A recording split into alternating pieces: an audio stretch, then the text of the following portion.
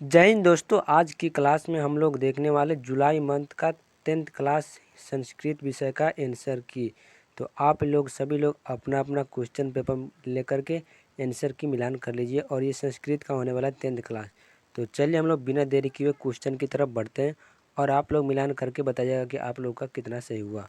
तो चलिए हम लोग बिना देरी किए क्वेश्चन की तरफ बढ़ते हैं। पहला क्वेश्चन क्या कर रहा है कि संस्कार कितने हैं। तो संस्कारों की संख्या जो है वो हो गया आपका 16। एक का सी नंबर ऑप्शन आपका सही हो जाएगा।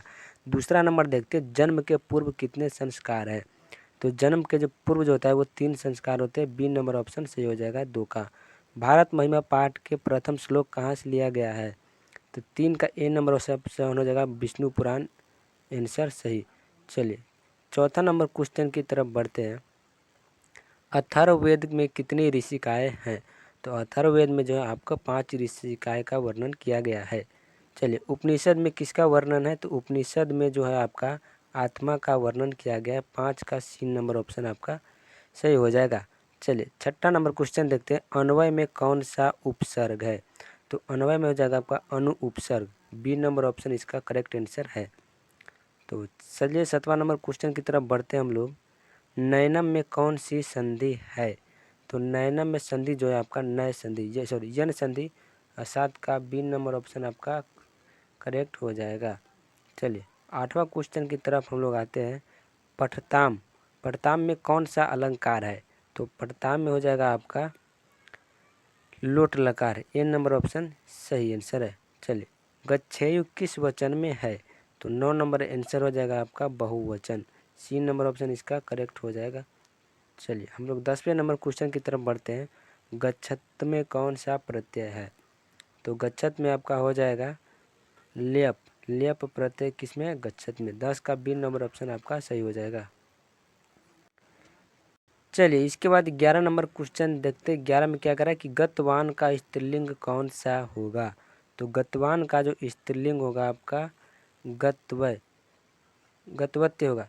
11 का सी नंबर ऑप्शन सही है। चलिए 12 नंबर क्वेश्चन देखते हैं। सूर्योदय में कौन सी संधि है। तो सूर्योदय में कौन सी संधि है। तो इसमें हो जाएगा आपका वृद्धि संधि, ए नंबर ऑप्शन आपका सही हो जाएगा।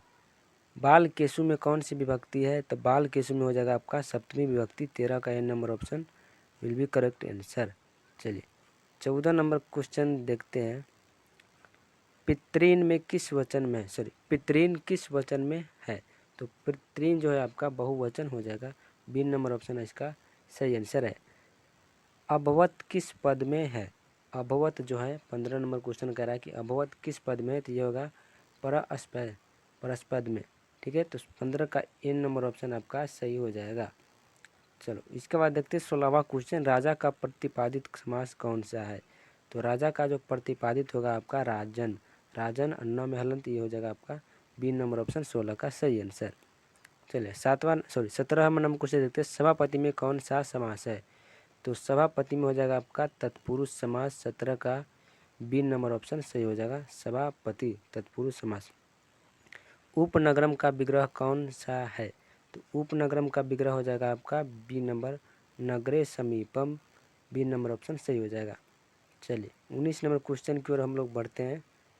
पठितव्यम में कौन सा प्रत्यय है।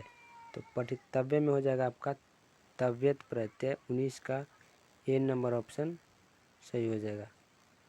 चलो 20 नंबर क्वेश्चन की तरफ बढ़ते हैं। पठिता में कौन सा प्रत्यय है। तो पठिता में हो जाए आपका कत्य प्रत्यय, बी नंबर ऑप्शन इसका सही। सहस्तेन लिखती, हस्तेन किस विभक्ति में है। तो इसका क्वेश्चन अभी नहीं मिल पाया, तो आप लोग अगर पता है इसको तो कमेंट कर दीजिए, या फिर अगले क्वेश्चन के हम लोग बढ़ते हैं। अनित्रम, अनित्रम में कौन सा इसका अर्थ क्या होता है। तो अनित्रम का अर्थ होता है आपका अहिंसा, ऑप्शन नंबर सी इसका सही होगा।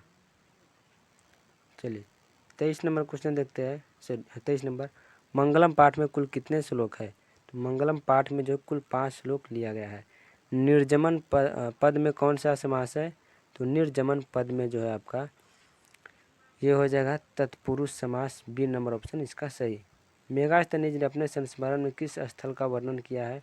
तो इसका आंसर होगा पाटलिपुत्रम 25 का ए नंबर करेक्ट आंसर हो जाएगा।